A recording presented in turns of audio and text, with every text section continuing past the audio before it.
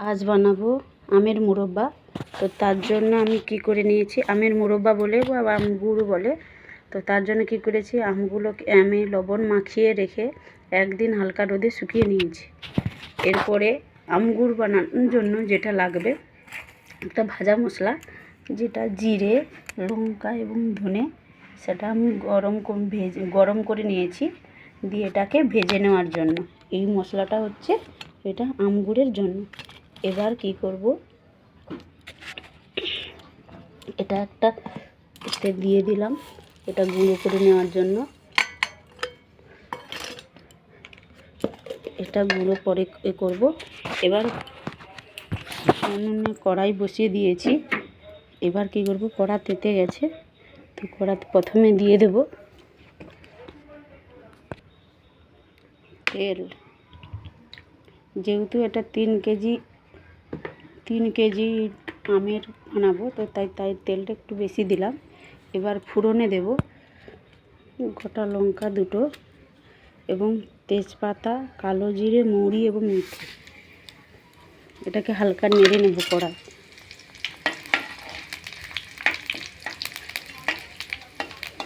এক মিনিট মতো নেড়ে নেব, যাতে এটার স্মেলটা আসে। এরপরে এতে দিয়ে দেব গুড়। আমি এখানে 1.5 কেজি গুড়কে ভেঙে রেখেছি। এবার গুড়টাকে দিয়ে দেব। এখানে কেউ গুড় দিয়েও করতে পারো বা চিনি দিয়েও করতে পারো।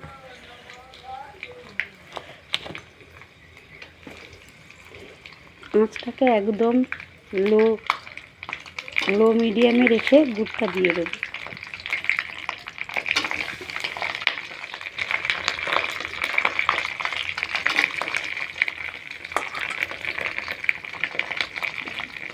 এইভাবে সমস্ত গুড়টা দিয়ে দেব। সমস্ত গুড়টা দিয়ে দিয়েছি।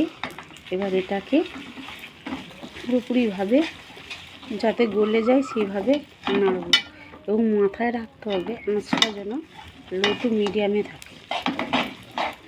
এবার আমটাকে হালকা রোদে নিয়ে নেওয়ার কারণ, যাতে হালকাটা হয়ে যায়। পুরো কাঁচাটা করলে অনেক দিন রাখতে কিন্তু ওটা অসুবিধা হবে, অনেক দিন রাখতে গেলে ওরা আসবে। এবং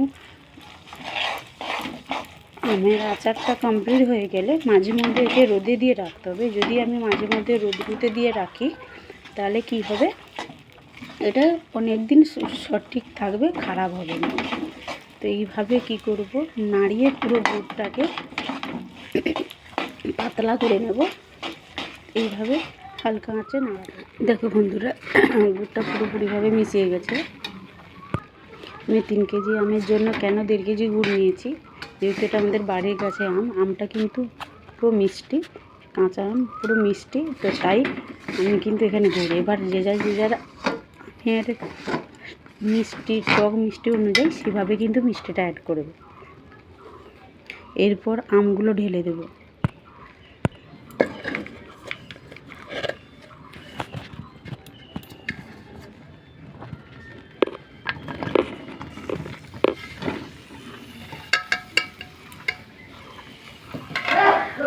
আমগুলো ঢালা হয়ে গেছে। এবার আস্তে আস্তে করে নাড়তে থাকবো লো মিডিয়ামে আঁচে।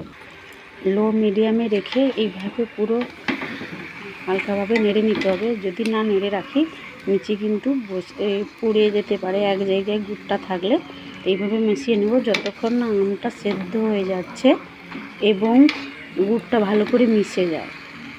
এইভাবে নাড়তে থাকবো। মিনিমাম প্রথমে 10 মিনিট মতো নাড়তে থাকবো এইভাবে। একদম লো মিডিয়ামে রেখে হালকা ঢাকিয়ে নিয়েছি। এবার মশলাটা গুঁড়ো করে নেব। ঢাকিয়ে রেখেছিলাম, এবার খুলে নেড়ে নেব। দেখো গুড়টা প্রায় গলে গেছে। এইভাবে আস্তে আস্তে হালকা আঁচে নেড়ে নিতে হবে যতক্ষণ না আমটা সিদ্ধ হয়। এখানে লবণ অ্যাড করছি না, যেহেতু আমি আগে থেকে লবণ দিয়ে রেখেছিলাম, তাই লবণটা অ্যাড করছি না আমি। তো এবার তোমরা যেইভাবে লবণ দিবে সেইভাবে কিন্তু যদি মনে হয় লবণ লাগবে গুড়ে, এই সময় দিয়ে দিতে পারো।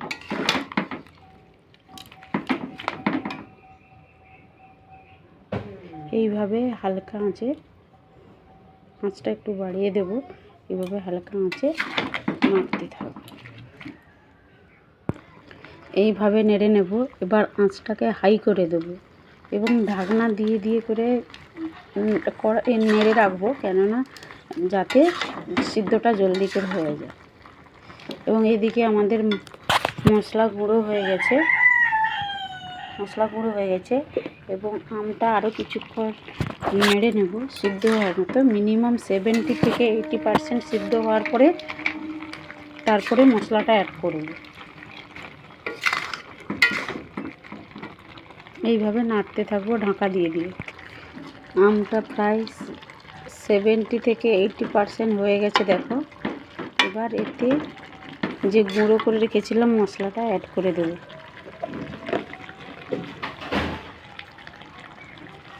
মশলাটা অ্যাড করে দেব।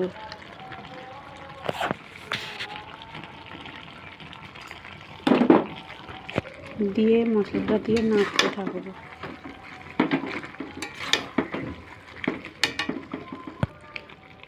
গুঁড়ো মশলাটা ভালো করে মাখানো হয়ে গেছে। এবার এটাকে হালকা আঁচে 2 থেকে 5 মিনিট নেড়ে নেব, যাতে মশলাটা আমের সাথে ভালো করে মিশে যায়।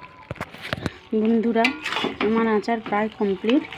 এবার এটাকে ঠান্ডা করার জন্য নামিয়ে রেখে দেবো। দেখো এইভাবে পাতলা ঝোল রাখবে, হালকা এইভাবে রাখবে, কেননা এটা ঠান্ডা হলে কিছুটা টাইট হবে।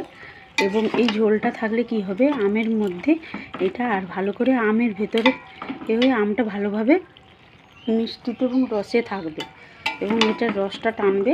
তো তার জন্য আমি হালকা ঝোল সহ নামিয়ে দিলাম। এবার এটাকে ঠান্ডা হতে দেব। নামিয়ে নিয়েছি। এবার এটাকে 30 মিনিট রেখে দেবো ঠান্ডা হওয়ার জন্য। 30 মিনিট হয়ে গেছে, ঠান্ডা হয়ে গেছে। এবার এটাকে জারে ভরে নেব।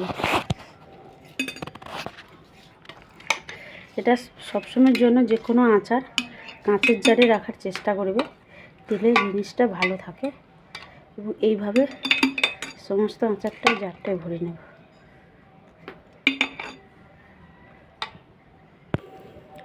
জারে সমস্তটা ভরা হয়ে গেছে।